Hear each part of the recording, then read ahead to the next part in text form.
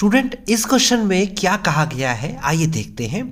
कहता है a natural number, एक नेचुरल नंबर है, व्हेन इंक्रीज्ड बाय 12, अगर मैं किसी नेचुरल नंबर में 12 इंक्रीज कर दूं, इक्वल होता है वो, यानी कि इक्वल्स 160 टाइम्स। 160 टाइम्स मतलब 160 गुना, टाइम्स का मतलब गुना होता है।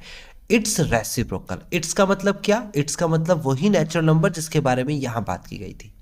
इट्स का मतलब कि नेचुरल नंबर जिसमें 12 जोड़ दें वो उस नेचुरल नंबर के रेसिप्रोकल का 160 गुना होगा। Find the numbers. कितना आसान क्वेश्चन है। आइए एक एक करके इसे पहले लिख लेते हैं। हम सबसे पहला स्टेप लिखेंगे, let the natural number is equal to X. हमने मान लिया एक्स, और उसका रेसिप्रोकल क्या होता है यहां पर लिख लेते हैं, reciprocal is equal to 1/x, यानी कि नेचुरल नंबर का रेसिप्रोकल। ठीक है, अब हमें क्या कहता है, यहां पर लिखेंगे अकॉर्डिंग टू क्वेश्चन, आप लिखेंगे नेचुरल नंबर में अगर 12 जोड़ा जाए, तो देखो ये नेचुरल नंबर है और हम इसमें 12 जोड़ देते हैं। और फिर कहता है इक्वल होता है, तो हम भी इक्वल कर देते हैं। कहता है 160 टाइम्स, किसके इक्वल होता है?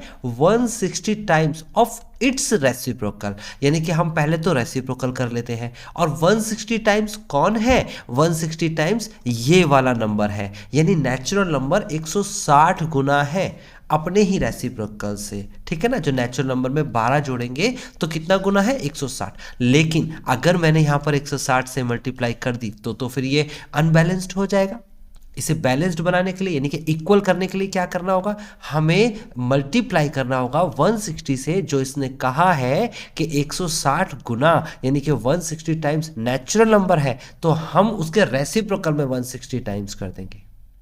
ये कुछ ऐसा ही है जैसे कि एक तराजू है और उस तराजू के कांटे पे आपको दो पड़ले मिलते हैं। ये है एक पड़ला, एक है दूसरा पड़ला।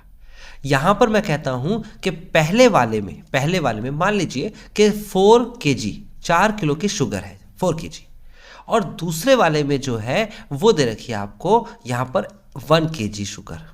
ठीक है, दोनों में शुगर दे रखी है। पहले वाले पड़ले में, यानी कि फर्स्ट वाले में 4 kg शुगर है और सेकंड वाले में 1 kg शुगर है। अब मैंने कहा जो फर्स्ट वाला जो शुगर है वो 4 गुना है, 4 टाइम्स दूसरे वाले से, देन सेकंड। तो आप कहोगे सर पहला वाला 4 गुना है ना, तो हमें बराबर करना है तो हम दूसरे के साथ 4 से गुणा करा देते हैं ताकि दोनों बराबर हो जाए। देखो, तो जो ये कहता है हम उसका जस्ट अपोजिट करते हैं because of the mathematically equation बनाने के लिए। बात समझ में आई कि नहीं आई? जैसे इसमें ही क्वेश्चंस आएंगे। मैंने कहा कि किसी व्यक्ति की उम्र, यानी कि एक बच्चे की उम्र मान लीजिए वो है 8 साल, 8 ईयर, और उसके फादर की जो एज है, फादर की एज वो है उसके 6 टाइम्स, 48 ईयर्स मान लेते हैं। अब मैंने कहा कितना टाइम्स है? 6 टाइम्स उसके फादर की एज है ना, हम दोनों को इक्वेट करना चाहते हैं, ऐसे बराबर का निशान लगाना चाहते हैं। तो मैं 6 की मल्टीप्लाई कहाँ करूंगा? फादर की एज में करूंगा जो पहले से ही बड़े हैं और बड़ा बनाऊंगा, या फिर सन की एज में मल्टीप्लाई करूंगा? बिल्कुल सही, अगर फादर 6 टाइम्स है तो सन की एज में मल्टीप्लाई करेंगे। अगर पहले वाले पड़ले में 4 टाइम्स शुगर ज़्यादा है तो दूसरे वाले से मल्टीप्लाई कराएंगे। इसी तरीके से अगर नेचुरल नंबर जो है वो 160 टाइम्स है तो उसके रेसिप्रोकल में 160 से मल्टीप्लाई कराएंगे। आई थिंक समझ में आ गया होगा स्टूडेंट्स, है ना? आप इसको जरा दिमाग लगाइएगा, खुद से ट्राई करिएगा, और डेफिनेटली आपको एक बार चीज़ें आ गई तो कैलकुलेशन करना तो बहुत आसान है आपके लिए। चलिए अब हम इसको सॉल्व करते हैं। तो कैसे सॉल्व करेंगे? इस x की मल्टीप्लाई करा देते हैं दोनों में। ठीक है ना, कराएंगे तो क्या मिलेगा? x² प्लस का 12x। ओके, और ये 160 को लेफ्ट पे ले आइए तो 160 इक्वल टू 0।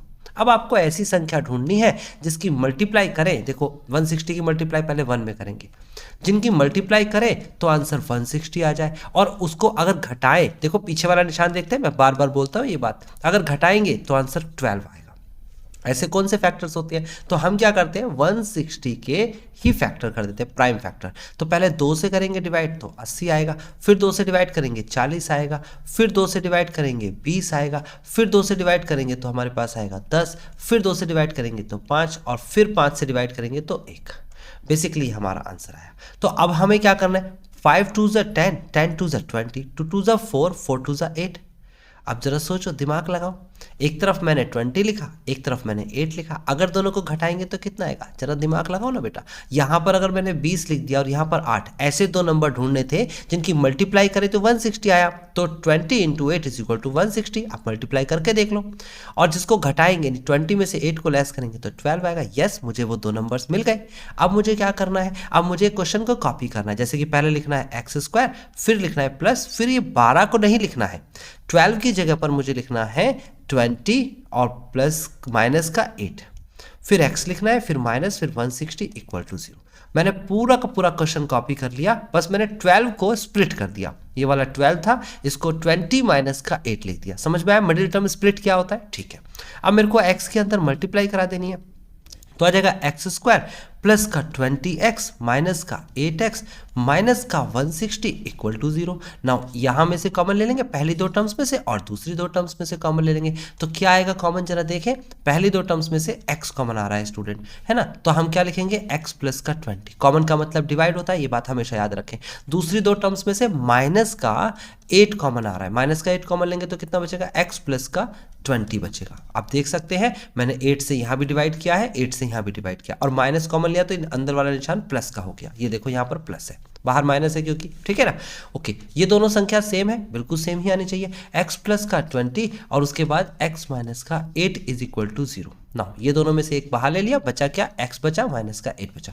फिलहाल x प्लस का 20 इक्वल टू 0, देन x की वैल्यू माइनस का 20 आ गई। ऐसी x माइनस का 8 इज इक्वल टू 0, तो x की वैल्यू 8 आ गई। सो दैट्स वाई हम पहले वाले इस केस को तो बोल देंगे नॉट पॉसिबल या नॉट एग्जिस्ट, नॉट पॉसिबल।